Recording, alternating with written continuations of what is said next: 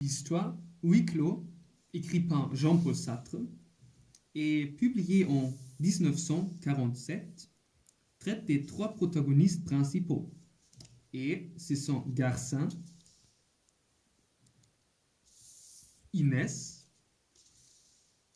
et c'est Estelle. Ils sont seuls dans une salle fermée, séparés du reste du monde. Quant à, on peut se poser plusieurs questions. Pourquoi sont-ils à huis clos? Sont-ils des criminels qui sont forcés? Ou est-ce que c'est leur choix d'être dans cette chambre? Mais d'abord, nous voulons vous donner quelques informations concernant le lieu. Et après, avec ces informations, c'est possible de répondre aux questions. En regardant le lieu de huis clos, on remarque que les trois sont dans un salon style Second Empire avec beaucoup de meubles moches. Là, il n'y a pas de lit, pas de fenêtre et pas de glace.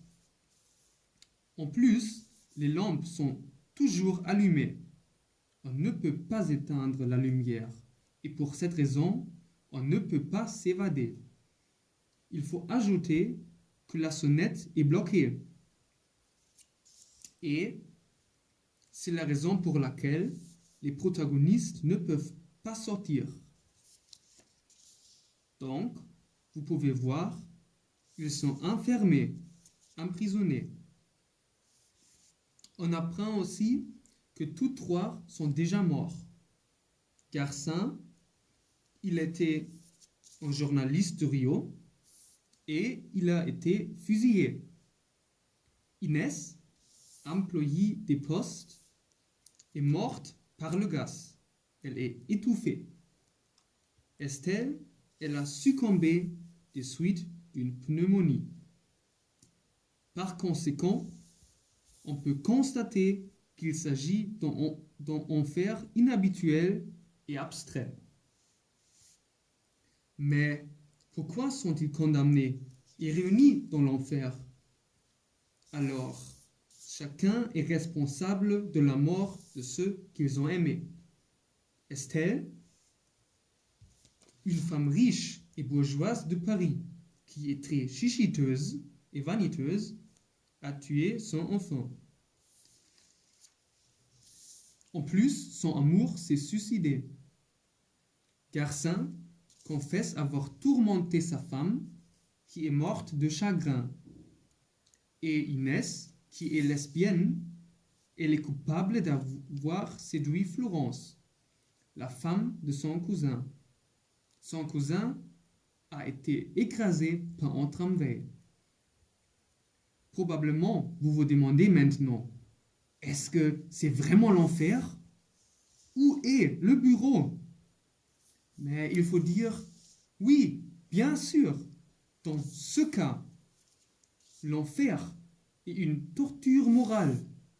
Les protagonistes, ce sont les propres bourreaux pour les autres, en avouant et racontant le crime et le mensonge de vie. On peut dire, les autres démasquent la vérité sans pitié. En général, tout ce qu'ils font est soumis au jugement des autres. Et cela, c'est une torture brutale pour l'homme, parce que, après Jean-Paul Sartre et sa philosophie, l'homme est responsable de ce qu'il est, de ce qu'il fait, et les opinions des autres jouent un rôle très important pour se définir. L'un est dépendant de l'autre. Il est aussi intéressant et nécessaire d'analyser les relations entre les trois personnages. Inès, elle est intéressée à Estelle parce qu'elle est homosexuelle.